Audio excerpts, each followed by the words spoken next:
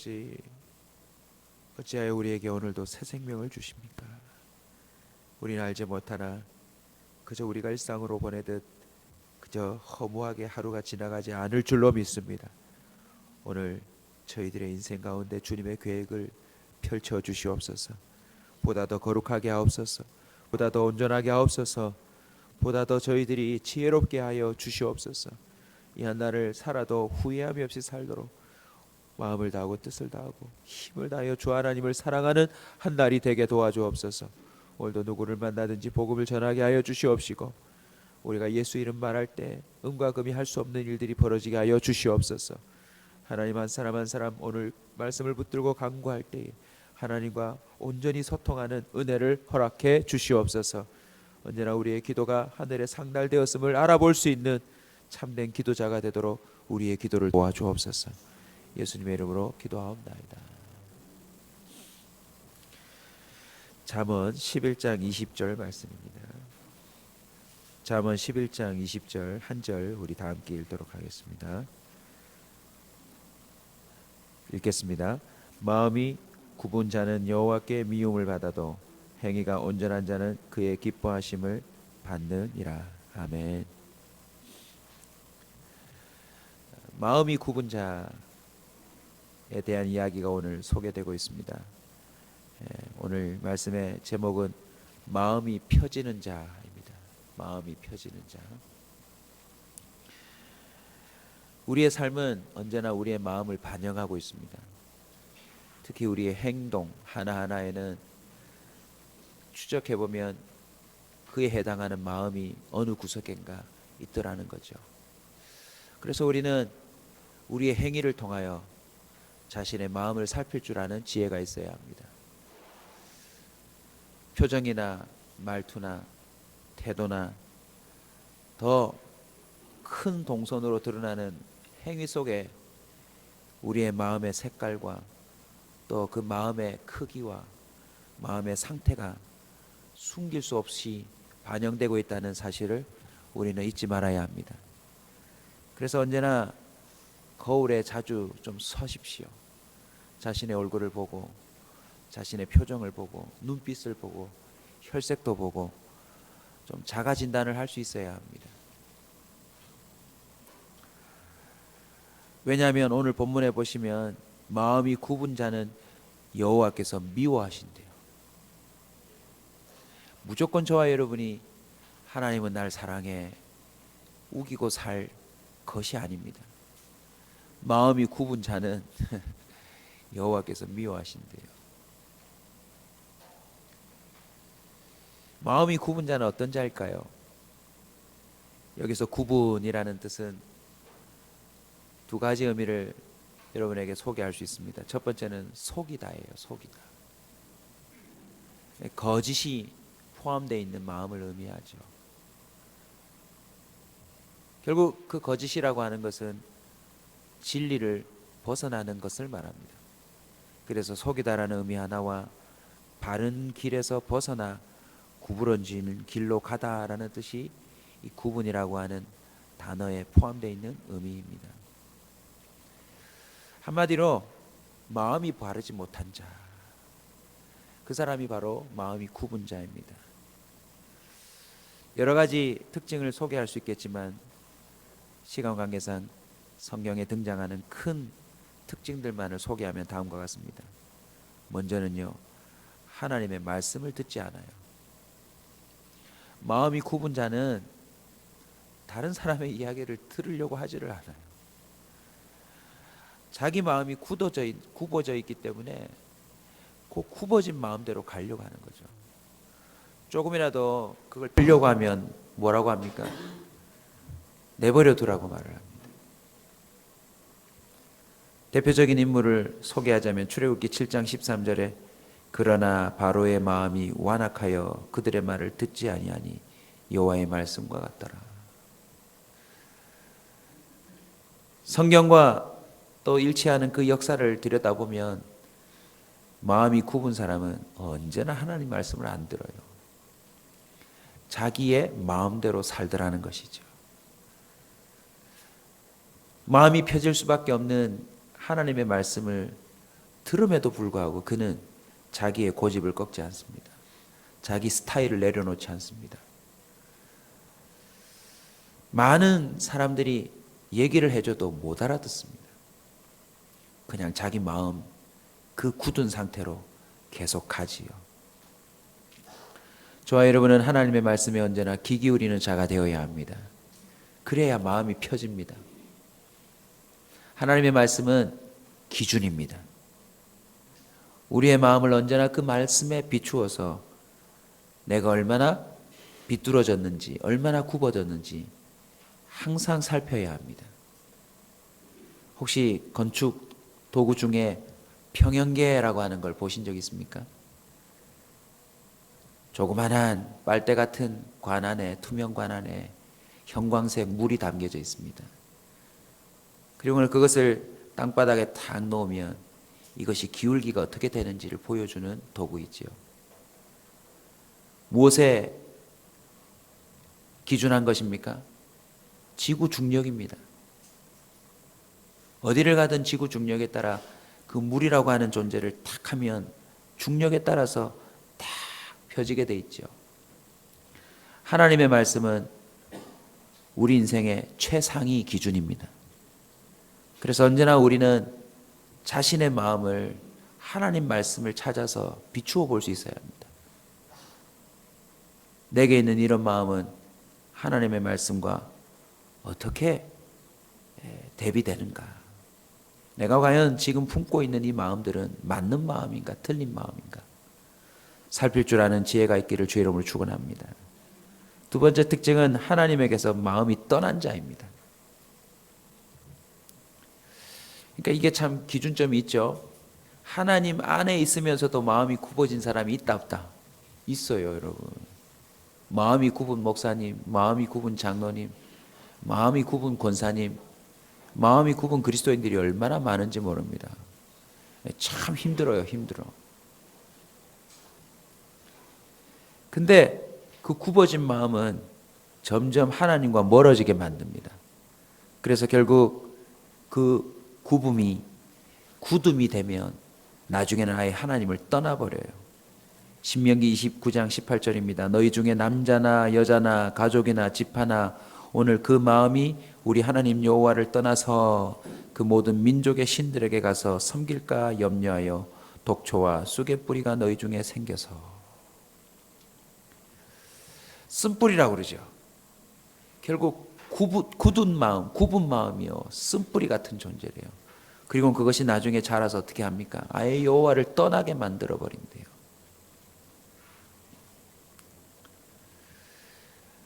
떠나서 결국 어떻게 됩니까?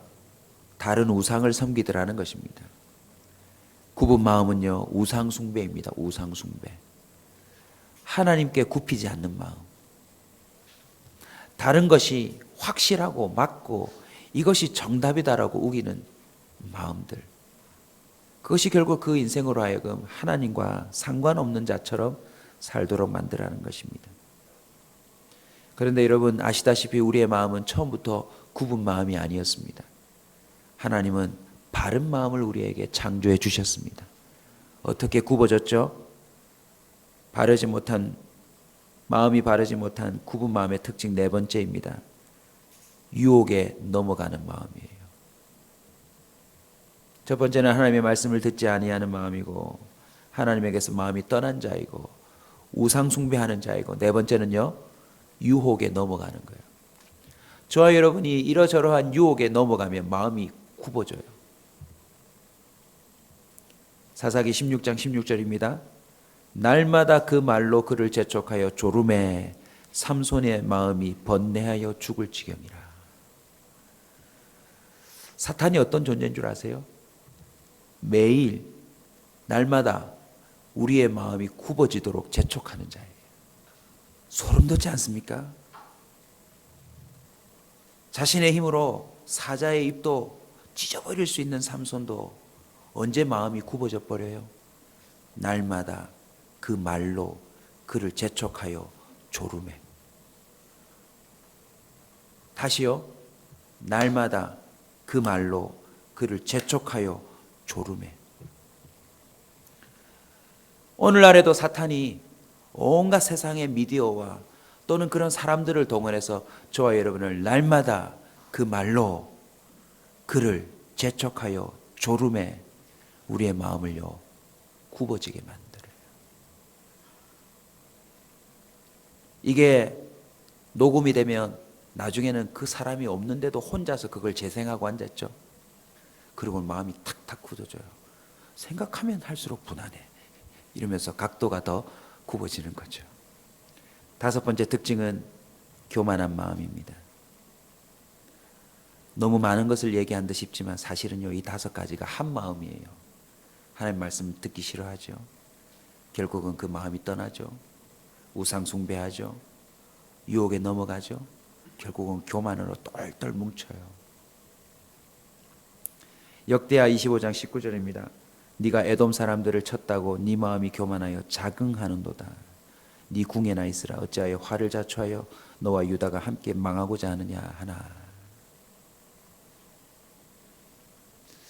믿는 사람이든지 믿지 않는 사람이든지요, 하나님의 기적을 체험했든지 아니면 다른 것을 체험했든지 간에 그 마음에 교만과 자긍이 임하면 그 사람은 마음이 굽어진 거예요. 결국 말은 마음이 이렇게 다섯 가지 특징으로 바르지 못한 자가 바로 마음이 굽은 자요, 바로 이런 사람이 여호와께 미움을 받는데요. 여러분, 왜 마음이 굽어졌는데 주님께 미움을 받죠? 그 굽은 마음은 반드시 행동으로 나오기 때문입니다. 마음이 굽은 자는요, 마음이 바르지 못한 자일 뿐만 아니라 오늘 본문에 보시면 행위가 온전하지 못한 자입니다. 주님은 마음이 굽은 자를 미워하시지만 행위가 온전한 자는 그의 뭘 받는데요? 기뻐하심을 받는데요. 결국 이 문장은 한 문장이지만 다른 뜻처럼 보여도 똑같은 의미예요. 마음이 굽으니까 행위가 온전하지 못할 거입니다. 마음이 바르면 행위가 온전해져서 주님의 기쁨이 될 것 아닙니까? 오늘도 저와 여러분의 자세와 움직여지는 행동들을 유심히 살펴보십시오. 그러면 마음의 그 굽은 기울기가 느껴질 것입니다. 잠언 14장 14절입니다. 마음이 굽은 자는 장이 행위로 보응이 가득하겠고. 결국요, 내 마음의 굽음이 행위로 드러나고 그 행위 때문에 결국 보응으로 다시 나에게 돌아오는 게 순서라는 것입니다. 저와 여러분은 어쩔 수 없이 행한 대로 매일매일 보응을 받고 있습니다. 안 그래요, 여러분? 어저께 행동한 게 다음날 보응으로 찾아와요. 결국 마음이 굽은 자는 그 인생도 굽어지게 되는 것입니다. 베드로전서 1장 17절입니다. 외모로 보시지 않고 각 사람의 행위대로 심판하시는 이를 너희가 아버지라 부른즉 너희가 나그네로 있을 때 두려움으로 지내라. 오늘도 저와 여러분이요, 항상 자신의 마음을 좀 살필 줄 알아야 합니다. 그리고 그 마음으로 말미암아 내가 지금 어떻게 행동하고 있는지를 조심스럽게 살피지 않으면 우리는 하나님께 미움받는 사람이 될지도 몰라요. 계시록 2장 23절은 이렇게 선언합니다. 또 내가 사망으로 그의 자녀를 죽이리니 모든 교회가 나는 사람의 뜻과 마음을 살피는 자인 줄 알지라. 내가 너희 각 사람의 행위대로 갚아주리라. 모든 교회가 사람의 뜻과 마음을 살피시는 분이 하나님이라는 사실들을 알아야 될 줄로 믿습니다. 그런데요, 저와 여러분이 솔직히 말하면 우리는 마음이 굽어져서 잘 안 펴지는 존재 아닙니까? 펼래야 펴지지 않는 그런 구제불능의 마음을 소유하고 있는 자 아닙니까? 근데 놀랍게도요, 성경은 복음을 증언합니다. 마음이 펴질 수 있대요. 언제입니까? 하나님의 사랑이 부어질 때입니다. 그냥 하나님의 사랑이 그 마음에 부어지면 이상한 화학 반응이 일어나서 굽어졌던 마음이 펴진대요. 그래서 성경 곳곳을 보십시오. 삐뚤어졌던 많은 사람들, 심지어 돌을 들고 치려고 하는 그 인간들도 우리 예수님의 몇 마디 말에 그 돌을 다 땅에 내려놓지 않을까요? 로마서 5장 5절입니다. 소망이 우리를 부끄럽게 하지 아니함은 우리에게 주신 성령으로 말미암아. 뭐로 말미암아요? 성령으로 말미암아 하나님의 사랑이 우리 마음에 부은 바 됨이니. 결국 그 사랑의 실체는 바로 예수 그리스도의 의고 그 의로 말미암는 선물인 성령인 것입니다. 사랑하는 성도 여러분, 오늘 이 새벽에 내 안에 이미 임하신 성령에게 간구하십시오. 내 모든 마음이 펴지도록 도와달라고 부탁하십시오. 에스겔서 36장 26절 이미 구약에 선언했습니다. 또 새 영을 너희 속에 두고 새 마음을 너희에게 주되 너희 육신에서 굳은 마음을 제거하고 부드러운 마음을 줄 것이며. 할렐루야. 마음이 펴진다는 것을 어떻게 알 수 있을까요? 새 마음이 임해야 합니다. 저도 얼마나 감사한지 몰라요. 우리 성도들하고 5년째 지금 있는데 제 걱정이 있었거든요. 야, 참 한 목사가 5년간 새벽기도, 금요기도, 주일 설교 다 하면 이분들 지겨울 텐데 어떡하지? 이미 담임하신 선임배 목사님 그러더라고요. 레파토리는 3년이면 끝이 난다고. 그래서 대부분 목회자의 신혼이 3년이래요. 담임으로 위임받아가든 개척을 하든 3년만 지나면 레파토리가 떨어져서 그때부터는 정말 힘들대요. 여러분은 어떠하시든 간에 잘 모르겠지만 제 개인적으로 말하면 저는 우리 성도들이 매년 새로워요. 작년에 봤던 그 성도님이랑 올해 봤던 성도님이랑 점점 더 사랑스럽고 점점 더 같이 살고 싶고 점점 더 할 수만 있다면 더 많은 걸 주고 싶고 더 많은 걸 해드리고 싶은 그런 마음이 저한테 생겨요. 왜 그럴까요? 내 안에 계시는 성령님 때문인 것입니다. 물론 저도 여전히 비뚤어진 마음, 사방팔방으로 이렇게 굽었다 저렇게 굽었다 하는 갈대와 같은 마음이 있습니다. 하지만 성령이 언제나 제게 새 마음을 주셔서 그 마음을 바로잡아 주시는 은혜가 있더라는 거죠. 하나님의 말씀에 마음이 감동될 때 마음이 또 펴집니다. 저와 여러분이 설교를 듣거나 본인이 성경을 읽거나 또 큐티할 때 깨달음이 임하면 그건 마음이 펴지는 겁니다. 아멘. 민수기 14장 24절입니다. 그러나 내 종 갈렙은 그 마음이 그들과 달라서 나를 온전히 따랐은즉 그가 갔던 땅으로 내가 그를 인도하여 드리니 그의 자손이 그 땅을 차지하리라. 여러분, 놀라운 비밀입니다. 마음이 펴지면 차지하는 것들도 늘어납니다. 배우자를 향한 마음이 펴지면 그 가정을 차지하게 되는 것입니다. 자녀들을 향한 마음이 펴지면 그 자녀들을 영광으로 차지하게 됩니다. 아멘. 여러분이 직장에서 마음이 펴지면 그 직장을 자신의 것으로 만들 수 있습니다. 누군가에 대해서 마음이 펴지면 그 사람을 자기 사람으로 만들 수 있습니다. 이게 놀라운 비밀입니다, 여러분. 하나님을 향하여 내 마음이 펴져서 순종하면 우리는 하나님을 내 아버지로 모실 수 있는 은혜가 임하는 것입니다. 마음이 펴져야 합니다. 마음이 굽어지면 인생이 꼬입니다. 별게 다 비뚤어집니다. 도저히 풀 수 없는 상황으로 치닫고 맙니다. 마음이 청결할 때 그 마음은 펴집니다. 오염되면요, 그 마음은 굽어져요.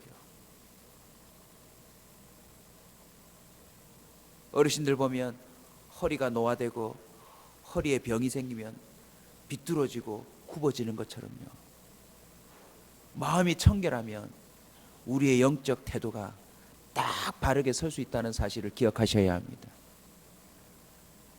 나도 모르게 보고 듣고 경험하는 세상의 그 타락한 문화가요, 우리의 마음을 굳게 만든다는 사실을 꼭 기억하셨으면 좋겠습니다. 시편 24편 4절입니다. 곧 손이 깨끗하여 마음이 청결하며 뜻을 허탄한 데 두지 아니하며 거짓 맹세하지 아니하는 자로다. 결국 거룩한 자가 마음이 펴진 자인 것입니다. 자, 이제 말씀을 붙들고 기도합시다. 나도 모르는 마음의 기울기가 있을 겁니다. 이 시간 솔직히 말씀드리십시오. 하나님, 제가 이게 못마땅합니다. 하나님, 제가 자꾸 이런 생각에 사로잡힙니다. 제 비뚤어진 모든 마음을 좀 바로잡아 주십시오. 하나님, 제 삶도 좀 바로잡아 주시옵소서. 이 시간 성령으로 사랑이 부음받게 하여 주옵소서. 지혜가 부음받게 하여 주옵소서. 마땅히 품어야 될 비전과 계획이 임하게 하여 주옵소서. 하나님의 능력까지도 내게 임하게 하여 주셔서 오늘 내 중심에 성령이 탁 잡으셔서 모든 마음의 기울기를 다시 바로잡아 주시는 새 아침이 되시길 주의 이름으로 축원합니다. 우리 주여 세 번 부르짖고 자신의 마음을 놓고 행위를 놓고 하나님 나를 이뻐해 달라고 부르짖으며 나가겠습니다. 주여 세 번 부르짖고 기도합시다.